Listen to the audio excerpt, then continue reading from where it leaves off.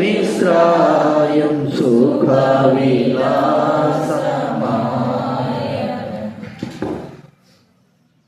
ప్రార్థన చేసుకుందాం.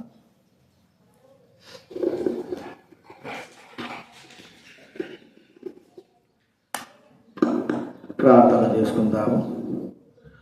ప్రేమగల తండ్రి, పరిశుద్ధుడైన మా దేవ యేసు ప్రభువా, మీకు వందనాలు తండ్రి. ఈరోజు ప్రభువా మరి ఆత్మతో సత్యముతో ఆరాధించడానికి వచ్చింటున్నాం తండ్రి. మరి మీ వాక్యం ద్వారా ఆరాధన ద్వారా మాట్లాడుతూ వచ్చారు, మీ దాసుని నిలబెట్టారు.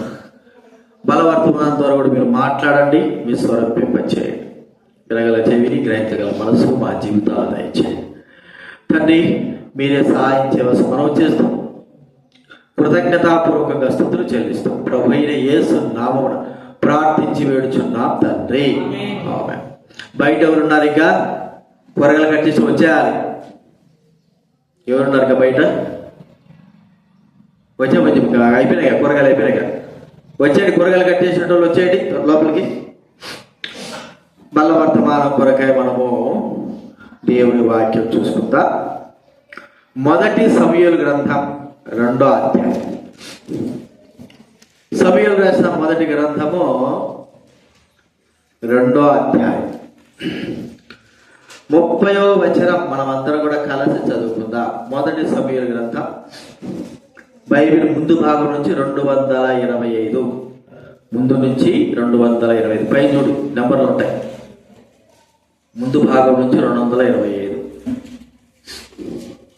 2వ అధ్యాయము 30వ వచనం అందరం కూడా చదువుకుందాం. మొదటి సమూయేలు గ్రంథం 2వ అధ్యాయం 30వ వచనం. నీ ఇంటి వారును నీ పితరుని ఇంటి వారును నా సన్నిధిని యాజకత్వం జరిగించదని యెహోవా ఆజ్ఞ ఇచ్చి ఉన్నను. ఇప్పుడు అది నా మనస్సునకు కేవలం ప్రతికూలమాయనని ఇశ్రాయేలు దేవుడైన యెహోవా సెలవిస్తున్నాడు. కాబట్టి యెహోవా వాక్కు ఏదనగా, నన్ను ఘనపరచు వారిని ఘనపరచుదురు, నన్ను తృణీకరించు వారు తృణీకారం పొందుదురు. ఇక్కడ నన్ను ఘనపరచు వారిని నేను ఘనపరుస్తాను అంటే, ఒక వ్యక్తిని ఘనపరుస్తున్నాము అంటే అర్థం ఏమిటంటే, ఆ వ్యక్తికి విలువ, ఆ వ్యక్తి యొక్క విలువను బట్టి మనం ఆ వ్యక్తిని ఏం చేస్తున్నా ఘనపరుస్తాం. ఇప్పుడు సీఎం ఉన్నాడు అనుకోండి, సీఎం మరి ఎంతో ఘనత, అంటే ఈ యొక్క రాష్ట్రానికి, తెలంగాణ రాష్ట్రానికి అంతటికి ఘనత కలిగిన వాడు. ఆయన తర్వాత ఇంకెవరు.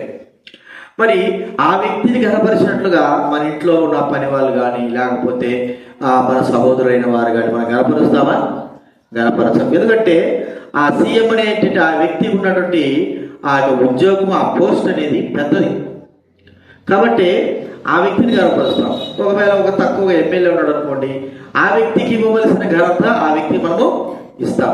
ఏమిటి, ఎందుకు ఘనపరుస్తుంటున్నాము అంటే, ఆ వ్యక్తికి ఉన్నటువంటి అర్హతను బట్టి మనం ఏం చేస్తున్నాం, ఆ వ్యక్తిని ఘనపరుస్తుంటున్నాం. అంత మాత్రం కాకపోకుండా ఆ వ్యక్తికి ఇవ్వవలసిన విలువ కూడా మనం ఇస్తాం కదండి. విలువ అంటే ఆ వ్యక్తి చేస్తున్న పని, ఆ వ్యక్తి ఉంటున్నటువంటి గొప్పతనము, ఆ వ్యక్తి ఉన్నటువంటి పలుకుబడిని బట్టి ఆ వ్యక్తికి మనము మన వారి కంటేనో మన వాళ్ళ కంటేనో ఎక్కువగా విలువను మనము ఇస్తాం. కాబట్టి ఇక్కడ మనం చూడాల్సింది ఏంటంటే, నన్ను ఘనపరచు వారు నేను ఘనపరుస్తాను, నన్ను ఘనపరచకపోతే నేను ఘనపరచను.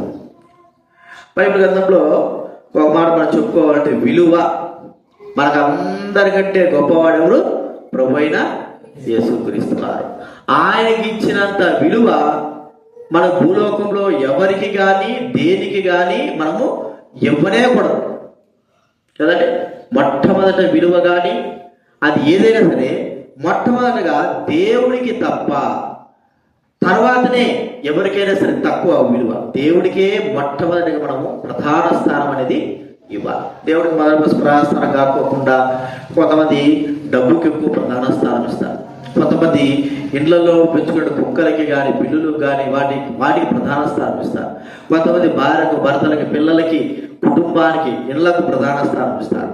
అయితే ప్రభువును విశ్వసించిన మనకు ప్రభువు కంటే ఎవరు కూడా ప్రధానమైన వ్యక్తి ఉండకూడదు. ప్రభువుకే మనం ప్రధాన స్థానము ఇవ్వాలి.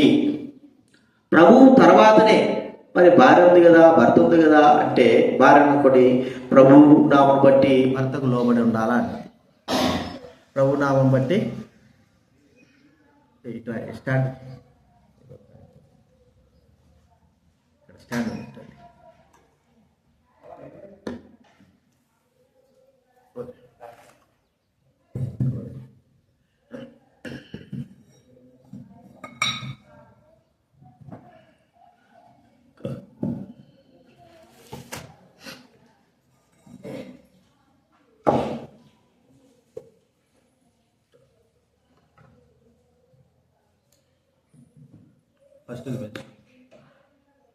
ఫస్ట్ తిప్పు పైన ఫస్ట్ తిప్పు పైకి కొద్దిగా. కాబట్టి వారికి మనం ప్రధాన స్థానము ఇస్తాం. ఇప్పుడు ప్రభువే మనకు ప్రధానమైన వ్యక్తి, ఇక ఎవరు కూడా లేరు మన జీవితాల్లో. ఆ ప్రభువుకు మనం ఇచ్చే విలువ ఎలాగుంది? కొంతమంది దేవుడిని వాళ్ళు మరి విశ్వసిస్తుంటున్నారు కావని దేవుడి యొక్క మాటలు వింటారు, కానీ ప్రధానమైన స్థానం మాత్రము దేవుడికి ఇవ్వరు. అది డబ్బు కావచ్చు, లోకంలో ఉన్న వ్యక్తులు కావచ్చు, లోకంలో ఉన్నటువంటి పరిస్థితులు కావచ్చు, వాటికి ఎక్కువ విలువ ఇస్తారు, కానీ దేవునికి ఎక్కువ విలువే. ఒక భక్తిని మనం చూసుకుందాం. చూడండి, సంఖ్యాకాండం 22వ అధ్యాయం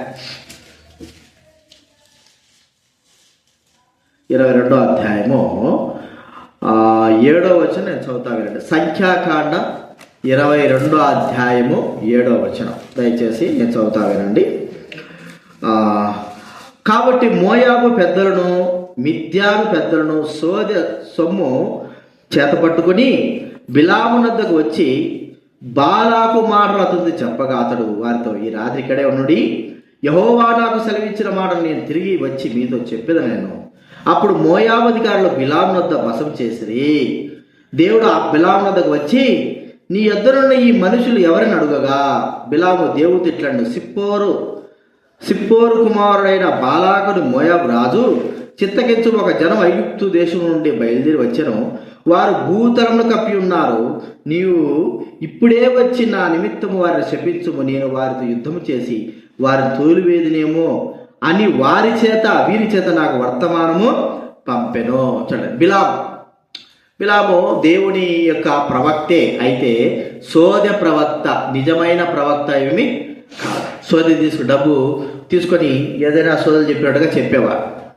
బాలాకు మరి మోయాబు రాజు బాలాకు ఏం చేశాడంటే బిలామును గురించి విన్నాడు. ఏమని విన్నాడు? బిలాము ఆశీర్వదిస్తే ఆశీర్వపడతారు, బిలాము శపిస్తే శపింపబడతారు. కాబట్టి దేవుని యొక్క శక్తి, దేవుని యొక్క మాట తనలో ఉందని గుర్తించి బాలాకు ప్రజలను పంపించి, అయ్యా మీరు పోయి బిలాముతో చెప్పండి, ఒక జనం వచ్చింది, వారిని శపించు, నీకు డబ్బు ఇస్తాము. అప్పటికే డబ్బు తీసుకో విన్నారు. ఏం సొమ్మది? సొమ్ము. ఇక్కడ బాలాకుని గురించి మనకు చెప్తున్న బిలాము గురించి చెప్పబడిన మాట ఏంటంటే, బిలాము దేవుని గురించి ఎరిగినప్పటికీ కూడా దేవుని యొక్క మాట తనకు ప్రత్యక్షమైనప్పుడు, అక్కడ మాట ఉంది, దేవుడు బిలామునొద్దకు వచ్చి అనే మాట చూడండి. 9వ వచనంలో దేవుడు బిలామునొద్దకు వచ్చి అన్నాడు. దేవుడు బిలాము దగ్గరకు వచ్చి ఏం చెప్తున్నాడు? ఎందుకు వచ్చారంటే చెప్పాడు, ఇట్ట శపించాలంటే. అప్పుడు చెప్తాడు ప్రభు, నువ్వు వాళ్ళని శపించడానికి వీల్లేదు, వారు ఆశ్రయింపబడిన వారు, కాబట్టి వారిని శపించడానికి నీకు వీలు లేదు అని చెప్పాడు. ఇప్పుడు చెప్పబడిన మాట ప్రకారంగా బిలాము ఏం చేశాడంటే పోయి బాలాకు ప్రజలతో వాళ్ళ అధికారులతో చెప్పాడయ్యా, నాకు దేవుడు సెలవు ఇవ్వలేదు, మీరు ఇళ్ళకు పోండి, మీరు ఇళ్ళకు పోయిన తర్వాత నాకు సెలవు ఇవ్వడం లేదు అన్నాడు. సరే, వాళ్ళు పోయి బాలాకుతో చెప్పారు, అయ్యా ఇట్లా రానంటున్నాడు, నా డబ్బు తీసుకోవాలంటే ఇంకా డబ్బు తీసుకోబండి, ఇంకా ఒకవేళ ఆ వ్యక్తి కళ్ళకు తక్కువ కనపడుతుందేమో, ఇంకా బంగారు డబ్బు అన్ని తీసుకోపోయి ఆ వ్యక్తికి చూపించండి, ఖచ్చితంగా వస్తాడులే. చూడండి, ఇంకా డబ్బు తీసుకోపోయినా, డబ్బు తీసుకోపోగానే ఆడికి పోగానే బిలాముకు ఆశ పుట్టి. చూడండి, మనం ఆలోచిస్తూ ఉంటే ఏమైందంటే ధన సంపాదన సమస్తమైన కీడులకు ఏమిటన్నది మూలము, సమస్తమైన కీడులకు మూలం. బిలాముకు దేవుడు స్పష్టంగా చెప్పినాడు, నువ్వు వెళ్ళొద్దు అన్నాడు. ఇప్పుడు దేవుడి మాట ఏమైపోయినట్టు? దేవుడి మాట తనకు ప్రధానముగా నిజమైన ప్రవక్త అయితే, నిజముగా దేవుడి ప్రవక్త అయితే తనకు దేవుడి మాట ప్రథమమైనదిగా ఉండాలి. తర్వాత మళ్ళా బాలాకు ప్రజలు వచ్చారు, అయ్యా నేను ఎక్కువ గనపరుస్తానంటే, సరే ఉండు నేను మళ్ళా పోయి గనపరుస్తాను అంటే అర్థం ఏమిటి? దేవుని మాటకు విలువ లేకుండా ఉండడం. అంటే మొదటి స్థానము మానవుడు దేవునికి ఇవ్వకోకుండా బిలాము ఎవరికి ఇస్తున్నాడు చెప్పండి? బాలాకు ఇచ్చేటువంటి ధనం పైన ఆశ, బంగారు పైన ఆశ, వీటికి ప్రాముఖ్యత చూపుతున్నాడు. కానీ దేవుడు వద్దు అని చెప్పినప్పుడు దేవుని మాటకు తాను మరి విలువను ఇవ్వలేదు. ఈ దినాల్లో మనం కూడా చాలా వరకు దేవుని మాటకు విలువ, దేవుడు వద్దు అన్నప్పుడు చూడండి ఎట్లాగా విలువేమో అనేది మనం ఒకసారి చెప్తే, మనకు దేవుడు 6 దినాలు పని చేసుకోమంటాడు కదండి. 7వ దినాన్ని ఏం చెప్పినాడు చెప్పాల? విశ్రాంతి దినం. ఆ దినంలో ఎవరు కూడా ఏం చేయకూడదు? పనే చేయకూడదు. బైబిల్ కన్నా చెప్పడం మాట, ఒకవేళ పని చేస్తే వాటి సంపాదన రాలతో కొట్టాలి. అలాంటి కఠినమైన నిర్ణయాలు కూడా ఉన్నాయి. అయితే ఇప్పుడు దేవుడు చెప్పిన మాట ఏంటంటే, మీరు మరి విశ్రాంతి దినాన ఏ పని చేయకూడదు. ఇప్పుడు దేవుని మాట ఏమైపోయినట్టు? ఈ దినాల్లో మనం ఎన్నిసార్లు మరి దేవుని మందిరాన్ని, దేవుని సన్నిధిని వదిలిపెట్టి, విశ్రాంతి దినాలు వదిలిపెట్టి మన పనులకు పోయినాం. ఉదయం ఒక ఆమె ఫోన్ చేశాను, ఏం రావా పాడతాగట అన్నా, నాకు డ్యూటీ ఉందన్నా అని. ఎవరికి లేని డ్యూటీ నీకెట్ట వచ్చింది? సరే వచ్చింది. ఎవరికి ప్రధాన స్థానం? దేనికి ప్రధాన స్థానం? ప్రేమిన వారులారా, ఒకవేళ అది గవర్నమెంట్ జాబ్ అయింది, లేకపోతే ఖచ్చితంగా మనము చెయ్యాల పరిస్థితులు లేదు అంటేనే కానీ, కనీసము మనము దేవుని సన్నిధి కొరకై మనం డబ్బు నిమిత్తమై ఏం చేస్తున్నాం? ధనము నిమిత్తమై దేవుని ఆజ్ఞను, ప్రధానమైన ఆజ్ఞ మనం ఏం చేస్తున్నామో విడిచిపెడుతున్నాం. ఒక మాట గుర్తుంచుకోవాలంటే, ఎవరికి విలువ అంటే, ఏ మాటకి విలువ అంటే, డబ్బు కలిగిన దానికి విలువ ఉంది, కానీ దేవుని మాటకి ఎంత మాత్రమో విలువ. ఇప్పుడే ఒకవేళ ఈరోజు, రేపు ఆదివారం అనుకోండి, ఈరోజు శనివారం, రేపు పనికి వస్తారని అడిగారు మిమ్మల్ని. మీకు దేవుడి మాట ఉంది, దేవుడి మాట యొక్క విలువ ఉంది. రెండోదిగా డబ్బు యొక్క విలువ కూడా పక్కన ఉంది. 500 ఇస్తాం, లేకపోతే 1000 రూపాయలు ఇస్తాం, మీరు వచ్చారంటే ఉదయం 9 నుంచి 12 గంటల వరకే చేయండి సార్, మీకు 1000 రూపాయలు ఇస్తాం అన్నారనుకోండి, దేనికి మొట్టమొదటిగా మనం విలువను ఇస్తాం? డబ్బుకే కదా. ఖచ్చితంగా ఇస్తారు, జ్యోత ఖచ్చితంగా చెప్పేస్తాను అంటే నిజంగా ఇస్తారు. ఏం చంద్రశేఖర, దేనికి మొట్టమొదటిగా విలువ ఇస్తాం? ఉన్నదంటే డబ్బుకేగా. ఇంకేంటి డబ్బుకి ఇస్తావా? దేవుడు మాట్లాడకపోతే చాలా వరకు మన జీవితాల్లో దేవుని మాట కంటేను, విలువ కంటే ధనానికి మనం ఎక్కువ విలువ ఇస్తా ఉంటున్నాం. అలాగా బిలాము ఏం చేశాడంటే, దేవుని ప్రవక్తగా అనిపించుకున్న వ్యక్తి సోదెసొమ్ము తీసుకురాగానే దేవుని మాటకు మొట్టమొదటిగా నేను విలువ ఇవ్వాలని చెప్పబడిన వ్యక్తి మారిపోయినాడు. మారిపోయి సరే నేను వస్తా బాయా అంటున్నాడు. చూడండి, అంటే విలువను గుర్తించాలి మన జీవితంలో. మనం కూడా అంతే, మన పిల్లలు మన మాట విలువ ఇవ్వకుండా మన పక్కింటి వారికి కానీ, మన పక్కన వారికి కానీ విలువ ఇస్తే ఎట్లుంటుంది చెప్పండి? మనకు బాధ ఉంటుందా లేదా? మనకు విలువ లేకపోకుండా పక్కవారికి మనం విలువిస్తే మన పిల్లలు మనకి. అలాగనే దేవుడు కూడా తనకే ప్రథమ స్థానము కావాలి కోరుకుంటున్నాడు. ఈ దినాల్లో ప్రథమ స్థానానికి మనం ఇవ్వలేకపోతుంటున్నాం, విలువని ఇవ్వలేకపోతుంటున్నాం. కారణం ఏంటంటే ధనము. సరే, దాని ద్వారా ఏమైనా సరే సుఖ సంఖ్యలు కలుగుతున్నాయంటే దాని ద్వారా సమస్తమైన కీడులు మనకు కలుగుతాయి. దేన్నైతే మొదటి స్థానం ఇచ్చామో ఆ మొదటి స్థానమైనది మన జీవితానికి నష్టానికి కారణమవుతా ఉంది. బిలాము దేవుని మాటకు విలువ కాదు, కానీ బాలాకు తీసుకొచ్చినటువంటి సోదె సొమ్ముకు ఏం చేశాడు? మొట్టమొదటిగా విలువ ఇచ్చాడు. చివరికి ఏమైపోయినాడు బిలాం? మనం చూస్తే కత్తి చేత యుద్ధంలో చంపబడ్డాడు. కాబట్టి ప్రియమైన వారిని గుర్తిద్దాం. మొట్టమొదటిగా ప్రభు అన్నాడు, నన్ను ఘనపరిస్తే, నాకు విలువిస్తే, నాకు మొట్టమొదటి స్థానం, ప్రధాన స్థానం ఇస్తే నేను కూడా మీకేం చేస్తాను? విలువను, స్థానాన్ని ఇస్తాను. కాబట్టి గుర్తించుకోవాలి, మొట్టమొదటి స్థానం ప్రభువుకు ఉందా మన హృదయాల్లో? అది ప్రాముఖ్యమైనది. కాబట్టి ఇది మొట్టమొదటిగా బిలాము విషయం. రెండోది మనం చూస్తా ఉంటే ఇంకొక వ్యక్తి కూడా ఉన్నాడు. ఆ వ్యక్తి కూడా చూస్తే చూడండి, మొదటి సమూయేలు రాసిన గ్రంథం 15వ అధ్యాయం. మొదటి సమూయేలు రాసిన గ్రంథం, బైబిల్ ముందు నుంచి 235. మొదటి సమూయేలు గ్రంథం 15వ అధ్యాయం 1 నుంచి 3 వచ్చే వరకు నేను చదువుతా వినండి. మొదటి సమూయేలు రాసిన గ్రంథం 15వ అధ్యాయం 1 నుంచి 3 వరకు. ఒకానొక దినాన సమూయేలు సౌలును పిలిచి, యెహోవా ఇశ్రాయేలుకు తన జనుల మీద నిన్ను రాజుగా అభిషేకించుటకై నన్ను పంపెను. యెహోవా మాట వినుము. సైనికులు యెహోవా సెలవుచ్చింది ఏమనగా, అమాలేకులు ఇశ్రాయేలుకు చేసినది నాకు జ్ఞాపకమే. వారు ఐగుప్తులో నుండి రాగానే అమాలేకులు వారి విరోధులై మార్గమందు వారి మీదకి వచ్చిరు కదా. కాబట్టి నీవు పోయి కనికరింపక అమాలేకులు హతం చేయించు, పురుషులనేమి, స్త్రీలనేమి, బాలులనేమి, పసిపిల్లలనేమి, ఎద్దులనేమి, గొర్రెలనేమి, ఒంటెలనేమి, గార్ధవములనేమి అన్నిటినీ హతము చేసి వారికి కలిగినంత బొత్తిగా పాడు చేసి అమాలేకులు నిర్మూలము చేయమని చెప్పాను. ఏం చెప్పాడండి?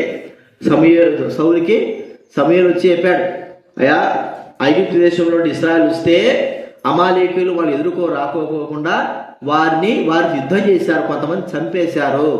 కాబట్టి వారితో నాకు విరోధం ఉంది. ఒక సమయం వచ్చింది, నువ్వేం చేయాలంటే రాజు అయినావు కాబట్టి ప్రజలు తీసుకోబో. అక్కడ అమాలేకులు ఒక్కడు మిగలకూడదు. ఎవరు? పసిపిల్లలతో సహా గొర్రెలు, ఒంటెలు, మేకలు, మనుషులు, ఆడవాళ్ళు, మగవాళ్ళు, వృద్ధులు ఎవ్వరు మిగలకూడదు. అసలు అక్కడ ఈ ప్రజలు అమాలేకీయులు అనేటువంటి మాట, ఈ వ్యక్తి అమాలేకుడు అనే మాట కూడా రాకుండా అందరిని చంపేయాలని ఆజ్ఞ వచ్చింది. ఈ ఆజ్ఞ ఎవరిచ్చారు? కాబట్టి దేవుడు ఆ వ్యక్తికి ఆజ్ఞ పంపించాడు. ఇప్పుడు దేవుడి మాట ప్రధానమైంది. సునీతక్క, ఏ మాట ప్రధానమైంది చెప్పు, నవ్వుతాను. దేవుడి మాట ప్రధానమైంది. ఇప్పుడు దేవుడి మాట ప్రధానమైన తర్వాత వెళ్ళాడు. చూడండి, మనకు ఒక్కోసారి ఏదైనా కనికరము అనేది ఎట్లుంటే, చిన్నపిల్లలు కొడతా ఉన్నా అయ్యో అంట. అట్లాంటిది చిన్నపిల్లల్ని చంపుతా ఉంటే మనం చూస్తూ ఊరుకుండగలమా? అర్థమైందా? పసిపిల్లల్ని చంపుతాడు ఊరుకుండగలమా? కొద్దిగా జాలిదయ. గొర్రెలు చంపినా, పశువులు చంపినా, గాడిదలు చంపినా మనకి ఏమి అనిపించదు. ఏమి అవి పశువులు పోతే పోయినా అంట. సరే, పెద్దలు చంపుతున్నా అనుకో, పెద్దలు చంపుతా అంటే కూడా కొద్దిగా కఠినత్వం వహిస్తాం. ఏమని? వీడు పెద్దోళ్ళే, సత్యత వీడు ఎన్ని పాపాలు చేసి ఉంటాడో అంటాం. సరే, మరి యవనస్తులు వీడు ఇంకా అసలు దుర్మార్గంగా ప్రవర్తిస్తా అంట. అదే పసిపిల్లలు ఏం చేశారు? అయితే దేవుని ఆజ్ఞ బయలుదేరింది, మరణించడం, చంపవాలి. ఇది ఆ ఆజ్ఞ సౌలుకి వినిపింపబడింది. చూడండి, మొదటి స్థానం అది ఏదైనా సరే, పిల్ల పిసిక ఏమైనా కానీ తన ప్రాముఖ్యత కాదు, ముఖ్యం. మొట్టమొదటిగా చేయాల్సిన పని దేవుడి మాట. అందరూ కూడా ఏం కావాలి? సంహరింపబడాలా, అదే మాట. అయితే సౌలు ఏం చేశాడంటే దేవుడి మాట కంటే ప్రజల మాట ప్రాముఖ్యముగా ఎంచుతూ వచ్చాడు. చూడండి, వెంటనే దేవుడు చూస్తున్నాడు.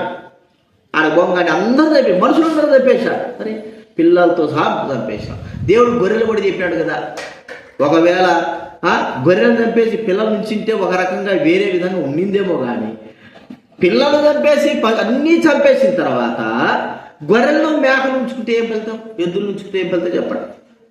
ప్రాముఖ్యమైన వాళ్ళు, చంపని వాళ్ళు చంపినావు, అయితే గొర్రెలు ఉంచుకున్నాడు.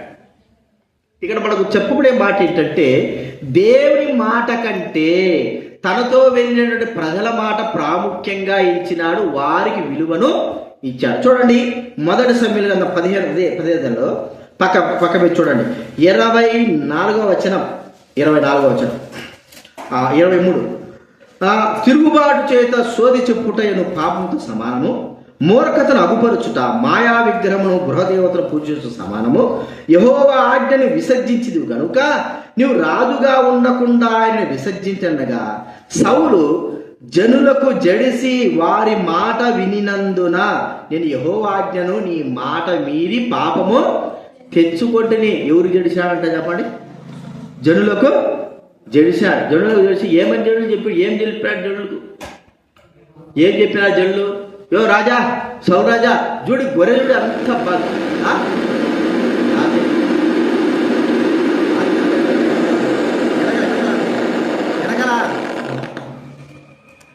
వెనకల కింద అది అది తెలియదు. ఇక్కడ మనం చూస్తూ ఉంటే సౌలుకి చెప్పబడింది ఇది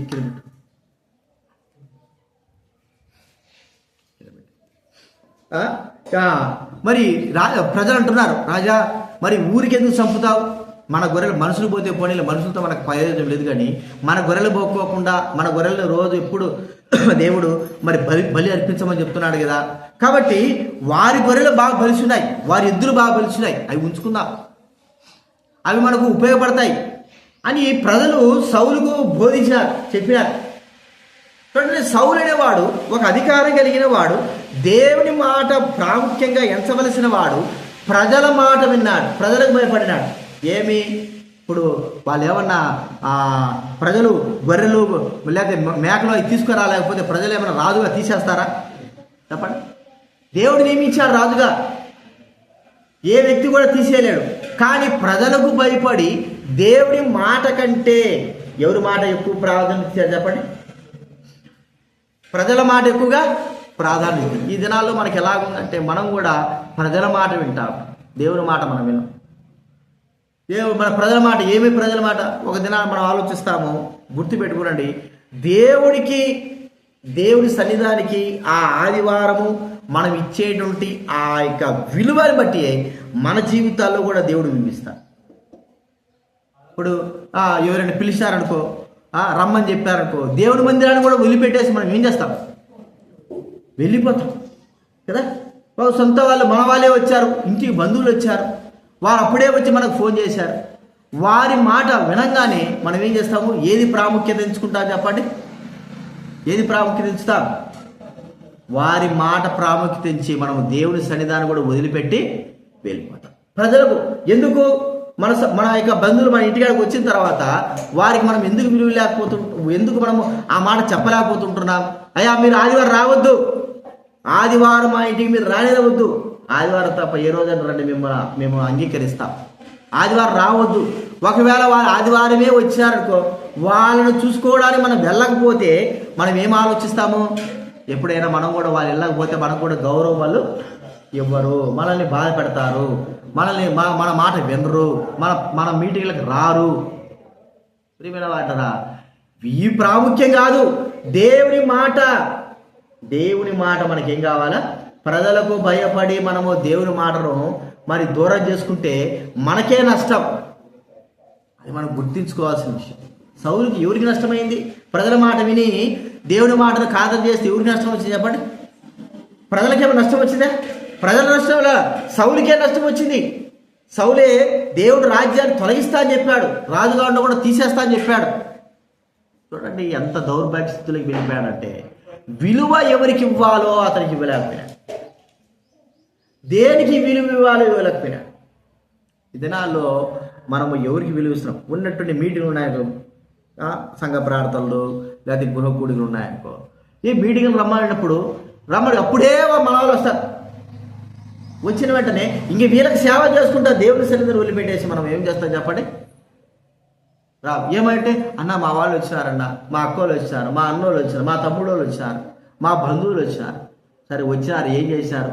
వెంటనే అందుకే వాళ్ళు వస్తున్నారని తెలిసే, ఒకవేళ తెలియకపోయినా కూడా మనం ముందుగానే వచ్చి దేవుడి సన్నిధిలో కూర్చుంటే ఎంత ముందుగా మనం ఇచ్చేటువంటి విలువను బట్టియే, ప్రజల కంటే దేవుడికి ఇచ్చే విలువను బట్టి దేవుడు కూడా మనల్ని ఏం చేస్తాడు? ఆశీర్వాదిస్తాడు. మనము ప్రజలకి ఎక్కువ విలువ ఇచ్చినా అనుకో, ప్రజల మాట విన్నామనుకో, దేవుడు విలువ. ఎందుకంటే నా మాట ఉండడం లేదు, నాకు విలువ ఇవ్వడం లేదు, కాబట్టి నేను నీకు ఎలాగ సహాయం చేయగలను? నా మాట నువ్వు పక్కన పెట్టావు. ప్రజల మాట, కుటుంబం మాట, ప్రజల వారి మాట, నీ కుటుంబస్తులైన మాట, బంధువులైన వారి మాట, వారికి నువ్వు ఎక్కువ విలువ ఇచ్చావు, కానీ నాకు విలువ ఇచ్చావా ప్రభు అంటాడు. అప్పుడు మనము ఎలాగ సమాధానం చెప్తాం? అందుకే దేనికైనా సరే మనము విలువ ఒకవేళ ఇవ్వలేకపోయినా పర్వాలేదు, కానీ దేవుడి మాటకు మనము ఖచ్చితంగా విలువను ఇవ్వాలి. ఎందుకంటే అన్నిటిలో ఆశ్రయించేది ఎవరు? దేవుడే. ఆ దేవుడికే మనం విలువకపోతే దేవుడు మనకు కూడా విలువ ఇవ్వనివ్వడు. చివరికి ఏమైపోయింది సౌలు గతి చెప్పండి? దేవుడు కూడా మాట్లాడలే. రేపు యుద్ధం ఉండాలి, రేపు యుద్ధం ఉంది, దేవుని దగ్గర వెళ్ళి దేవా మరి నేను యుద్ధంలో గెలుస్తానా అని చెప్పడానికి పోతే దేవుడు కూడా మాట్లాడలే, దేవుడు కూడా తనకు విలువలే, ప్రవక్తలు రావడంలే. అరే ప్రవక్తలారా ఒకరన్నా ప్రవర్తించడరా నా గురించి అంటే ఒక్కడు కూడా ప్రవచించడం లేదు. ప్రవక్తలు మాట్లాడడం లేదు, దేవుడు కూడా అంటే యా స్థితిలోకి వెళ్ళిపోయినాడు సౌలు. అదే మొట్టమొదటిగా నువ్వు దేవుడికి విలువ ఇచ్చుంటే అన్ని విషయాల్లో కూడా దేవుడు నీకేం చేస్తాడు, విలువ ఇచ్చి నీకు సహాయపడతాడు. కాబట్టి బిలామును చూసుకుందాం. ఒక ప్రవక్త అయి ఉండి దేవుడి మాట కంటే డబ్బుకు ప్రాముఖ్యతను ఇచ్చినాడు. అదే తనకు సమస్తమైన విధాల కీడులకు మూలమైపోయి తన మరణానికి దారి తీసింది. రెండో వ్యక్తి ఎవరు? సౌలు కదా. ఒక రాజు అయి ఉండి దేవుడి మాటకు విలువ ఇవ్వకుండా ప్రజలకు భయపడి ప్రజలకు విలువ ఇవ్వడం ద్వారా తనకే నష్టమైపోయింది, తానే కష్టాలు పడ్డాడు. కనీసము దేవుడు కానీ ప్రవక్తలు కానీ తనకి ఎటువంటి సహాయము చేయలేకపోయినారు చూడండి. కాబట్టి రెండవదిగా దేవుడికి ఇచ్చిన విలువను బట్టే సౌలు విషయంలో గుర్తిస్తుంటున్నారు. మూడో వ్యక్తి మనం చూస్తూ ఉంటే చూడండి, యోహాను సువార్త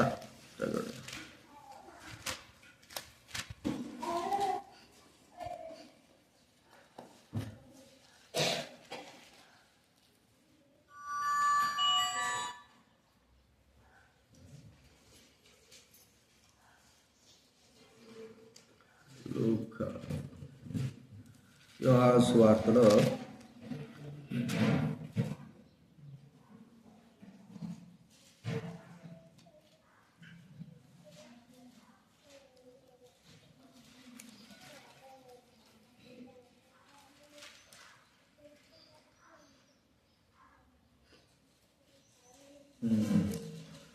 చూడండి, క్షమించి 23వ అధ్యాయం లూకాసు వార్తలో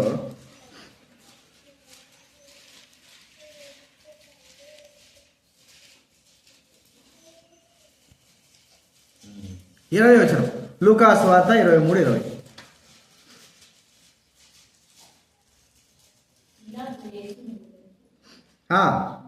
పిలాతు యేసును విడుదల చేయగోరి వారితో తిరిగి మాట్లాడినను వీరిని సిలువేము సిలువని కేకలు వేసిరి. 23వ వచనం. అయితే వారు ఒకే పట్టుగా పెద్ద కేకలు వేసి వీరి సిలువేము సిలువ అడుగగా వారి కేకలే గెలిసెను. వారి కేకలు గెలిచా అంటే అర్థం ఏమిటి? ఒక మరి పిలాతు అనేటువంటి వ్యక్తి న్యాయసింహాసనం మీద కూర్చున్నవాడు, న్యాయాన్ని విచారించవలసిన వాడు, ఏది న్యాయమో ఏది అసత్యమో తను తెలుసుకోవలసిన వాడు. అలాంటి వ్యక్తి ప్రజలు మరి ఒక వ్యక్తి నిర్దోషి అని చెప్పబడుతున్నప్పుడు కూడా, నిరూపింపబడుతున్నప్పుడు కూడా ప్రజలేమంటున్నారు? వీడిని సిలువ వేయి, వీడిని సిలువ వేయ అంటున్నారు. న్యాయాధిపతిగా న్యాయం దగ్గర కూర్చున్నవాడు ఏం చేయాలి చెప్పండి? ఈ వ్యక్తిలో మీరు చూపిస్తేనే కానీ నేను ఈ వ్యక్తిలో తప్పుందా లేదా అని చూపిస్తేనే కానీ నేను ఈ వ్యక్తికి శిక్ష వేయను. మీరు ఏం చూపిస్తున్నారు? ఒక్కటి కూడా ఈ వ్యక్తికి మరణాన్ని తగినటువంటి శిక్ష ఏది కూడా లేదు, నేను శిక్ష వేయను పోండి అని చెప్పాల్సిన వాడు ఏం చెప్పినాడంటే ప్రజలకు భయపడిన వాడై. ఇంకొక మాట చక్క మాట మార్కు సువార్త 16వ అధ్యాయం, మార్కు సువార్త 16వ అధ్యాయము 14-15 చదవండి ఎవరైనా. మార్కు సువార్త క్షమించాలి 15వ అధ్యాయము 14-15. మార్క్స్ బైబిల్ వెనక నుంచి 47. మార్క్స్ సువార్త 15వ అధ్యాయం 14-15 నేను చదువుతా వినండి. అందుకు పిలాతు ఎందుకు అతడే చెడు కార్యము చేసిన వారు అడుగగా వారు వారిని సిలువేము మరి ఎక్కువగా కేకలు వేశారు.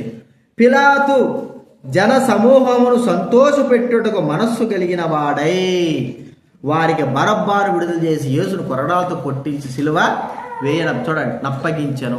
పిలాతు న్యాయసింహాసనం మీద కూర్చున్నవాడు ఏం చేయాలి చెప్పండి? న్యాయం విధించాలి. తప్పును తప్పుగా చేయాలి. ఉప్పుగా ఉన్న వ్యక్తిని శిక్ష పడవలసిన శిక్ష వేయించాలి. అయితే యేసు ప్రభువు వారు ఏ శిక్ష కూడా ఆయనకు మరి పడడానికి వీళ్ళది, ఎటువంటి తప్పు చేయలేదు ఆయన.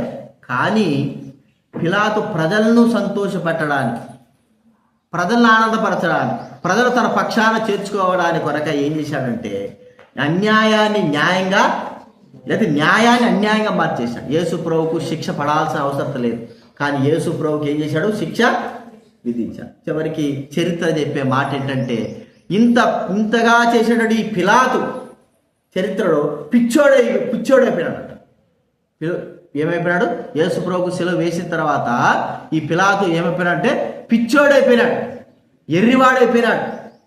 చరిత్ర చెప్పే మాట చూడండి. లోకంలో ప్రజలు సంతోషపరచడానికి న్యాయం జరిగించవలసిన వ్యక్తి, ఏ వ్యక్తి అయితే మరి ఎటువంటి తప్పు చేయని వ్యక్తికి మరి ఆ వ్యక్తి శిక్ష వేశాడు, ప్రజలను సంతోషపరచడానికి కొరకై, వారి కేకలు గెలవడానికి కొరకై, వారి సంతోష పెట్టడానికి కొరకై. ఈ దినాల్లో దేవుని కంటే ప్రజలకే మనం ప్రాముఖ్యతను ఇచ్చేవారంగా ఉంటాం. అందుకే మనం గుర్తించుకోవాల్సినవి ఏంటంటే ఆచారాలు వద్దు, పద్ధతులు వద్దు, ఎన్ని ఎందుకు చెప్పుకుంటున్నా, తొట్టులు వేసేది, ఇంకా ఏంటి మీ పద్ధతులు చెప్పండి, ఏయో ఉన్నాయి, ఎన్ని వేసి ఎందుకు, ఎన్ని అవసరమా, మనకు అవసరం లేదు. మనం ఎందుకు చేస్తున్నాము అంటే మన కుటుంబస్తులను ఏం చేయాలి జోతక్క, ఏడు నుంచి తొట్టి వేసుకోవడానికి ఆడికి పోతే ఎందుకు, సంతోషపరచడానికి. రాకపోతే మా అన్న ఏమనుకుంటాడు, మా తమ్ముడు ఏమనుకుంటాడు, మా వాళ్ళు ఏమనుకుంటారు. మరి దేవుని వాక్యం ఏమైపోయినట్టు, దేవుని మాట ఏమైనట్టు, దేవుని మాటకు నువ్వు ఏమి విలువిస్తున్నట్టు, ఎవరిని సంతోషపరచడానికి కొరకు వెళ్తున్నామంటే దేవుని కాదు, మనుషుల సంతోషం ప్రాముఖ్యము. అప్పుడు దేవుని మాట ఏమైపోయింది, అప్పుడు మనం ఆలోచించాల్సిందే, దేవునికి మనం విలువ ఇవ్వడం లేదు. పిలాతు అలా చేస్తున్నాడు. అరే న్యాయంగానే చేయి, అన్యాయంగా నిరూపించు, చెప్పు, అలాగ విధించు అని ఒక న్యాయాధిపతిగా ఉండవలసిన వ్యక్తి అన్యాయముగా ప్రవర్తించాడు. యేసు ప్రభువు అన్యాయంగా సిలువేయడానికి అప్పచెప్పాడు. చివరికి తన గతి ఏమైపోయిందంటే పిచ్చోడైపోయినాడు. ఈ దినాల్లో మన జీవితాలు ఎలా ఉన్నాయంటే ప్రజలను సంతోష పెట్టేవారమైనట్టుగా జీవిస్తూ ఉన్నాం. వారి కొరకై మనము వారి ఆచారాలు, వారి పద్ధతులు, వారి క్రియలు, వారి మాటలు, వారి విషయమే నడుచుకుంటా ఉన్నాం.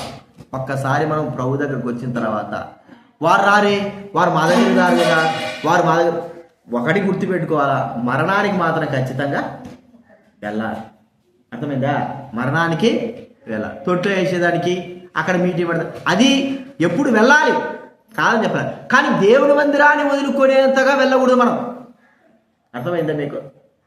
ఈరోజు ఒక మీటింగ్ ఉంది, ఈరోజు ఆదివారం ఒక ప్రత్యేకమైనటువంటి ఉంది, కానీ వెళ్ళాలి. ఎప్పుడు? దేవుని మందిరము కంటే ప్రాముఖ్యమైనది ఏది కూడా ఉండకూడదు. అది మనం గుర్తించుకోవాలి. కాబట్టి ఇప్పుడు మనం ఎప్పుడైతే దేవుడి సన్నిధిని వదిలిపెట్టి వెళ్తామో అప్పుడు గుర్తించుకోవాల్సిందంటే మనము దేవుని కంటేను ప్రజలకు ప్రాముఖ్యతను మనము ఇస్తున్నాము. కాబట్టి ప్రియమైన వారిని గుర్తించుకుందాం. ఈ యొక్క సమయంలో ప్రభు మనతో మాట్లాడుతుంటున్నాడు. పిలాతు న్యాయమైనది న్యాయంగా చేయాలి. ప్రజల కొరకై బబ్బిపెట్టి, వారి కొరకై బబ్బిపెట్టి మనం అన్యాయం చేయవు. ఇప్పుడు దినాల్లో అట్లాగే అన్యాయం జరుగుతుంది. మనకు ప్రవీణ్ పగడాల గారు, ఆయన చనిపోయాడు, ఆయన చంపేశారు, అన్యాయంగా చంపేశాను. అయితే ప్రభుత్వం ఎటువంటి యాక్షన్ తీసుకోవడం లేదు, ఏమి లేదు. చంపేశారన్నా కూడా క్రియేట్ చేసేసారు. ఏంటి బార్ షాప్లో పోయినాడు, మందు తీసుకొచ్చుకున్నాడు, తాగినాడు, రోడ్లో పడిపోయినాడు, ఇవన్నీ క్రియేట్ చేశారు అన్యాయంగా. చూడండి, కానీ న్యాయంగా అంటే లోకం అలా జరుగుతాం, లోకంలో పరిస్థితులు మనం అలా నడుచుకుంటామా? న్యాయంగానే ఉండాలి, కానీ లేదు. కాబట్టి ప్రియమైన వాళ్ళరా మనం గుర్తించుకోవాల్సింది ఏంటంటే పిలాతు న్యాయం తెలిసి కూడా ప్రజలను సంతోష పెట్టడానికి కొరకై తాను అన్యాయంగా ప్రభువైన యేసుక్రీస్తు వారికి సిలువ వేయి అప్పగింపాడు. చివరికి పిచ్చోడైపోయినాడు. మనకు కూడా గుర్తించుకోవాల్సింది ఏంటంటే మనకు తెలుసు ఈరోజు దేవుని సన్నిధి, లేకపోతే ఇది దేవుని మాట, మనము ఈ యొక్క ఆచార పద్ధతులు జరిగించకూడదు అని మనకు తెలిసినప్పుడు కూడా ప్రజల కొరకే మనం ఎప్పుడైతే చేస్తామో అప్పుడే మనం నాశపడతాం. ప్రజలు ప్రాముఖ్యమే అంటే ప్రజలు ప్రాముఖ్యమే. ఎవరికంటే ప్రాముఖ్యము? ఎవరికంటే ప్రాముఖ్యం కాకూడదు చెప్పండి? ఎవరికంటే ప్రాముఖ్యం కాదు? దేవుని కంటే ప్రాముఖ్యం కాకూడదు. మనం అనుకుంటాం ప్రజలు మనకు ప్రాముఖ్యమే, కానీ దేవుని విషయాల్లో, దేవుని సన్నిధి విషయాల్లో వారి కంటేను, దేవుని కంటేను మనం ఎవరిని ఎక్కువగా ఎంచకూడదు. అది గుర్తుపెట్టుకోవాలి. కాబట్టి ప్రియమైన వాళ్ళారా, మూడవదిగా ఏం చూస్తామంటే పిలాతుని గురించి మనం ఇక్కడ చూస్తూ ఉంటున్నాం. అలాంటి విలువ మొట్టమొదటిగా ఎవరు చూస్తూ వచ్చాం? విలువ గురించి, బిలాము గురించి. దేవుడి మాట కంటే డబ్బుకే బిలాము ఎక్కువగా విలువిచ్చి నష్టపోయాడు, ఖడ్గం చేత చంపబడ్డాడు. వద్దు అన్నా కూడా దేవుని మాటకు విలువలేదు. రెండో వ్యక్తి ఎవరండి? సౌలు. ఒక రాజు అయ్యుండి దేవుని మాట తనకు చెప్పబడినప్పటికీ కూడా ప్రజలకు తెలిసి ప్రజలను సంతోషపెట్టడానికి కొరకై ప్రజల మాట విని దేవుని మాటను ఖాతరు చేసేసాడు. చివరికి వచ్చిన గతి ఏమిటి? దేవుడు మాట్లాడలేదు, దిక్కులే సాగు తెచ్చాడు. అర్థమైందా? యుద్ధంలో ఏమైపోయినాడు చెప్పండి? దిక్కులే సాగు తెచ్చాడు. ఒకడు వచ్చాడు, వారి తలకాయ నరికేశాడు, చేతికి అంకణం కిరీటం తీసుకున్నాడు, తీసుకుపోయి ఆ మొండెని తీసుకుపోయి ఫిలిప్తీయులు వాళ్ళ గోడకు తగిలించేసినారు. ఎంత దౌర్భాగ్య స్థితి అయిపోయిందంటే దేవుడికి విలువ కానీ ఇచ్చుంటే దావీదు వలె ఆశ్రయింపబడేవాడు దేవుని మాట కంటే. ఈ దినాలు మనం అట్టున్నా గుర్తుపెట్టుకోరండి. దేవుడికి ఎందుకు పదే పదే పదే పదే చెప్పేది? మొట్టమొదటిగా దేవునికి విలువ, మొట్టమొదటి దేవుని విలువ, తర్వాతే ఏదైనా. అర్థమైందా? మొట్టమొదటి దేనికి? ప్రభువుకే విలువ. మన పనులకు కానీ, ఉద్యోగాలకు కానీ, తిండికి కానీ, పిల్లలకు కానీ, దేనికి కాదు, మొట్టమొదటిగా దేవునికే మొట్టమొదటి ప్రధాన స్థానం మనం కలిగి ఉండాలి. ఇది మూడోది. మనం రెండోది చూసిన పిలాతు మూడోవాడు. ఒక న్యాయం విధించవలసిన వాడు అన్యాయం చేశాడు, ప్రభువుకు అన్యాయంగా సిలువ వేశాడు. ఎవరిని సంతోషపెట్టడానికి కొరకై? లోకంలో ఉన్న ప్రజలను. ఎందుకంటే ఒకవేళ మళ్ళా నన్ను ఎన్నుకుంటారేమో ప్రజలు కదండి. ఇప్పుడు క్రైస్తవులకు కానీ ఈ చంద్రబాబు నాయుడు కానీ మేలు చేస్తుంటే హిందువులైన వారు ఏం చేస్తారు? ఓట్లు వేస్తారా? చెప్పండి, ఓట్లేదు. ఎందుకు క్రైస్తవులకి ఇంతగా జరుగుతున్నా కూడా లోకం పట్టించుకోలేదంటే ఇదే కారణం.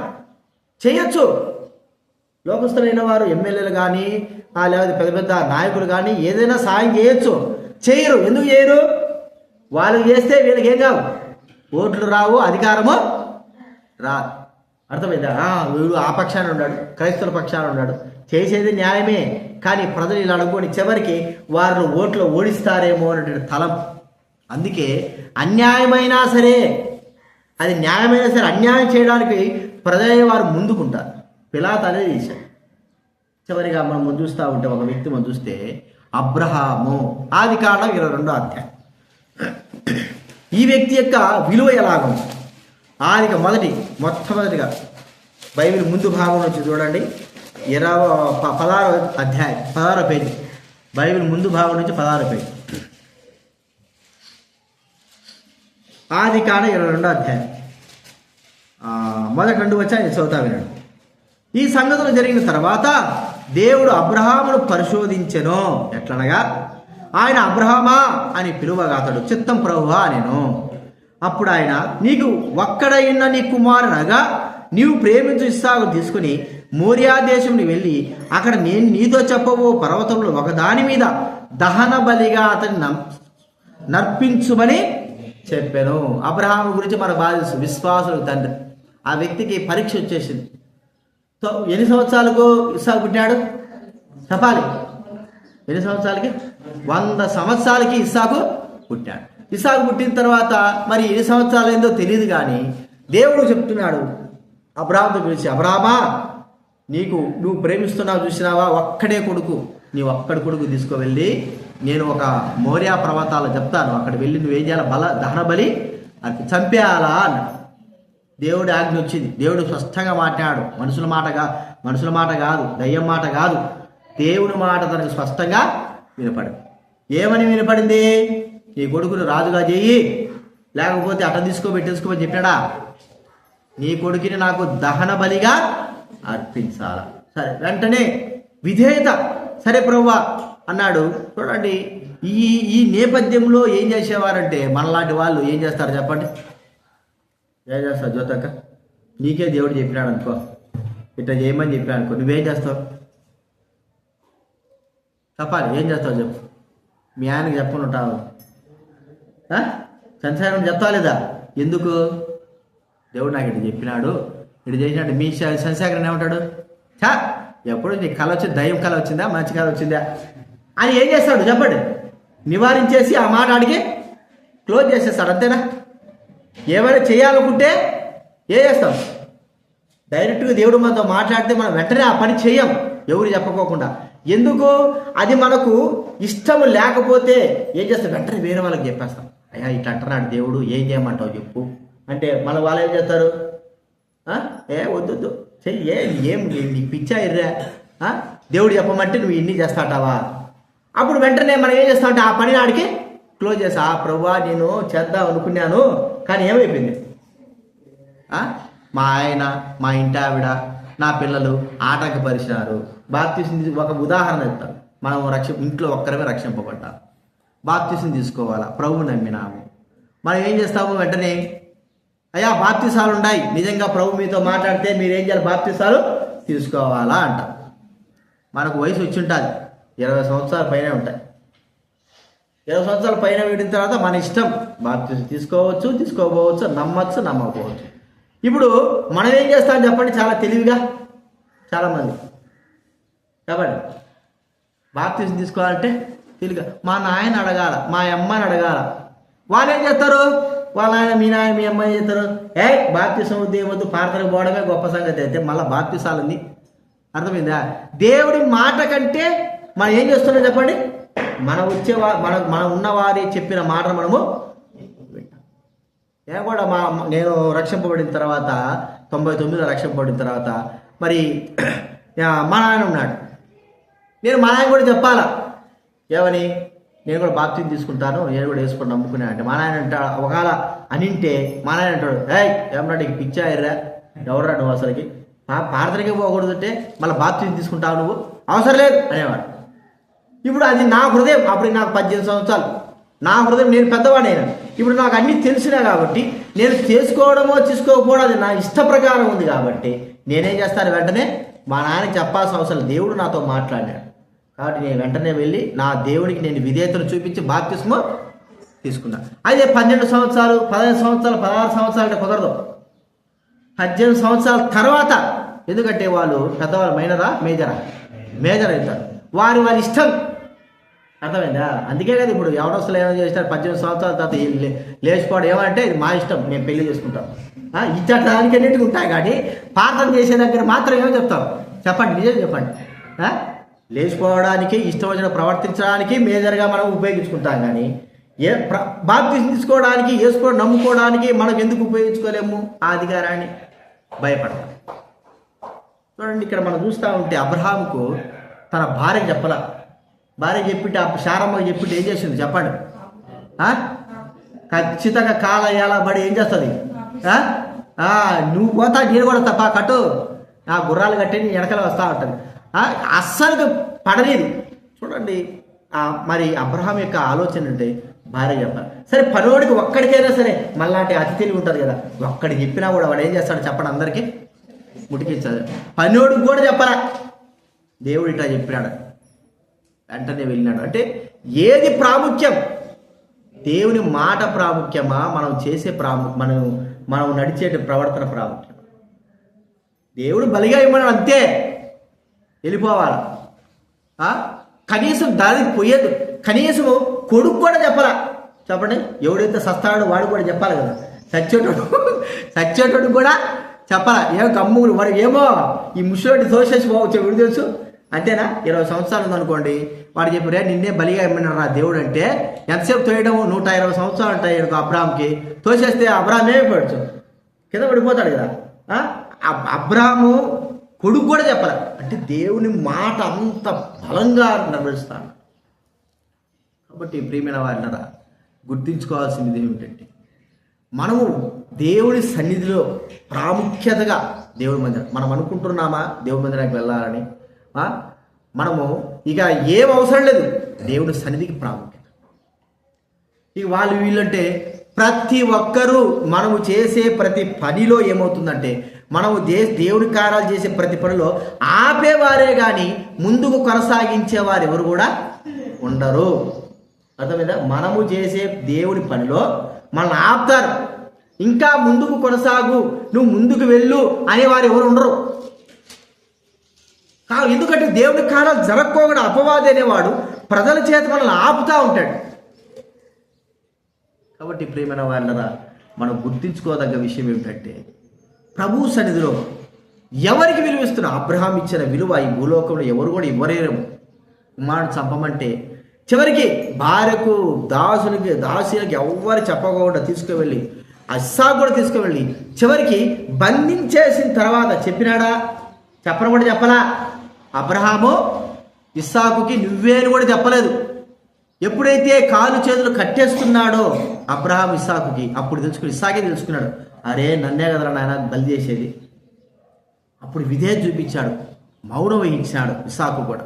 ప్రియమైన వారంటారా, అబ్రహాము మాట, దేవుని మాట తనకు ప్రాముఖ్యమైనది, మనుషుల మాట కాదు. ఈ దినాల్లో మనం కూడా ఏం తీర్మానం చేసుకోవాలో చెప్పండి?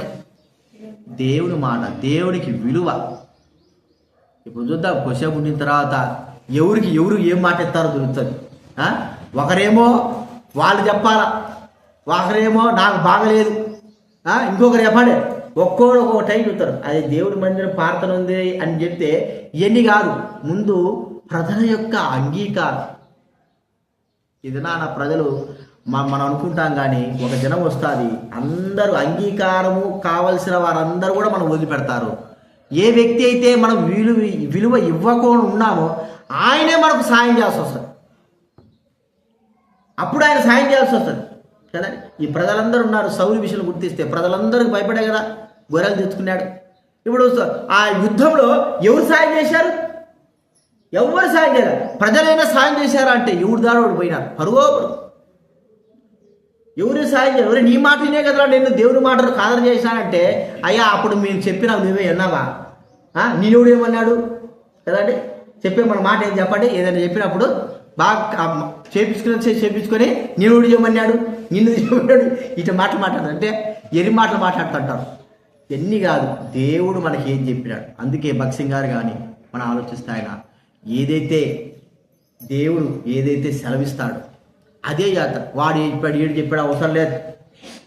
ప్రజలందరూ ఆపివేసేవాళ్ళే, ప్రజలందరూ దేవుడి చిత్తానికి వ్యతిరేకంగా చేసేవాళ్ళే. కానీ దేవునికి చిత్తానికి ముందుగా ఉంటే ఆ మాట నెరవేరుస్తాడు. అందరూ ఆటంకం వస్తాయి. ఇన్ని కాదు, ముందు ముఖ్యంగా దేవుడి మాట. కాబట్టి గుర్తించుకోవాల్సిన విషయం ఏంటంటే, ప్రభు మనతో మాట్లాడుతున్నాడు. ఎవరికి విలువిస్తున్నావు నీ జీవితంలో? కుటుంబానికా, తల్లికా, తండ్రికా విలువ ఇవ్వాలి. కానీ ఎవరికంటే ఇవ్వకూడదు, దేవుని కంటే విలువ ఇవ్వకూడదు. యేసుప్రభు అన్నాడు, నాకంటే భార్యనైనను పిల్లలనైనను అన్నదమ్ములనైనను ఎక్కువగా ప్రేమించువాడు నాకు పాత్రుడు కాడు. నాకంటే అంటే అర్థం ఏమిటి? నన్ను ప్రేమించిన తర్వాతనే వారిని ప్రేమించొద్దని చెప్పలా, కానీ వారికంటే ముందు నన్ను ప్రేమించండి, నాకు మొట్టమొదటి స్థానం ఇవ్వండి, తర్వాత వారికి ఇవ్వండి, వారికి ఇవ్వద్దని నేను చెప్పాల. ఏదైనా పని చేయమన్నాడు అనుకో, మనకు తలతెక్క శాస్త్రాలు అట్టుంటాయంటే, నువ్వు ఓడిసొద్దు అన్నావు అనుకో, ఇంకంతే చెప్పు పరే సర్దిపోతా. ఓడిసొద్దు అన్నాం అంతే, నేను ఓడిసొద్దు అన్నాం అంతే కదా, మిగతా పనులు చేయొద్దని చెప్పలేగా. ఇక ఏ పని చేయొద్దు, నీళ్ళు తేవద్దు అన్నావు అనుకో, అసలు ఏ పని చేయొద్దు అన్నాడు కదా. అరే మనకు మైండ్ ఎట్టబోతుంది మనకి తెలియదు. ఒక పని చేయొద్దు అన్నప్పుడు ఆ పనే చేయకూడదు. అర్థమైందా? ఇంకొక మాట చాలా స్పష్టంగా దావీదు ఏమన్నాడు దేవుడు చెప్పండి? నేను మందిరం కడతానయ్యా, నాకు మందిరం కావాలి, కట్టాలని ఆశ ఉందా అన్నాడు. దేవుడు ఏమన్నాడు చెప్పాలా? దేవుడు ఏమన్నాడు? ఏమన్నాడు కుమారు? దేవుడు ఏమన్నాడు చెప్పు? ఏమన్నా? నువ్వు మందిరం కట్టద్దు అన్నాడు, అంతేనా? నువ్వు కట్టద్దు, నీ కొడుకు కడతా అన్నాడు. సరే, నాకు దేవుడు కట్టద్దు అంటాడా? నా హృదయంలో ఇంత ఆశ పెట్టుకుంటే నన్ను కట్టద్దు అంటాడా? ఏం చేయాలి ఇప్పుడు? నేను కట్టకూడదు, నా కొడుకు కూడా కట్టనీయకూడదు అనుకుంటాడా? నన్ను కట్టద్దు అన్నాడు కదా. కానీ దేవుడి మందిరానికి కావలసిన సామాగ్రి ఆయన తీసుకురావద్దని చెప్పలేదు కదా. కాబట్టి నేను కట్టకపోయినా దానికి కావాల్సిన సామాగ్రి అంతా నేను సిద్ధపరుస్తాను హృదయంలో. ఒకటి చేయొద్దన్నాడు, మరొకటి చేయొద్దని చెప్పాలి. ఆయన కట్టొద్దన్నాడు అంతవరకే. కానీ దానికి కావాల్సిన సామాగ్రి అంతా ఏం చేశాడు దావీదు? బంగారు, వెండి, ఇత్తడి, రాళ్ళు, వెలగల రాళ్ళు, వజ్రాలు, ఇంకా ఏంటి దూలాలు అన్నీ కూడా ఏం చేశాడు? అన్నీ సమర్పణగా ఆయనే ఇచ్చాడు. కట్టొద్దన్నాడనే కానీ అన్నీ కూడా దావీదు మహారాజే సమర్పించాడు. మన జీవితంలో ఏముంది? ఒక మాట చేయొద్దంటే ఇక మిగతాటన్నీ చేయం, అసలుకి ప్రార్థనకే రాకుండా పోతాం. ఇది చేయొద్దన్నామా కానీ ప్రార్థన రావడం వద్దన్నామా? చెప్పండి. మన మూర్ఖత్వం, మన తలకాయలో ఉండేటువంటి మూర్ఖత్వం అంటాడు. కాబట్టి గుర్తించుకుందాం, మొట్టమొదటిగా మనం ప్రభువుకి ఇచ్చేటువంటి విలువే దేవుడు మనకు కూడా ఇస్తాడు. మనం ఎంత విలువిస్తామో అంతగా దేవుడు మనకు కూడా ఇస్తాడు. ఒక్కోటి. అందుకే మేము అప్పుడప్పుడు చెప్పేది, ప్రార్థన రండు, కరెక్ట్ సమయానికి రండి.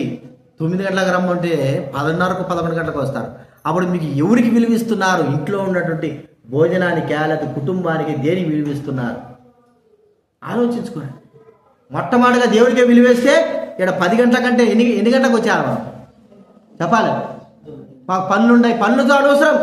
నీ పనులు ఎన్నో ఉంటాయి, రోజు ఉంటాయి. ఇప్పుడు ఈ రోజు ఒక్కరోజు కాదు, ప్రతిరోజు ఉంటాయి పనులు. మాకు అవి ఉంటాయి, ఆ పనులు, ఈ పనులు ఉంటాయి, ఎన్నైనా ఉండని. నీవు ప్రభువుకు నిజంగా విలువేయాలంటే 9:30 కలేడు ఉంటావు.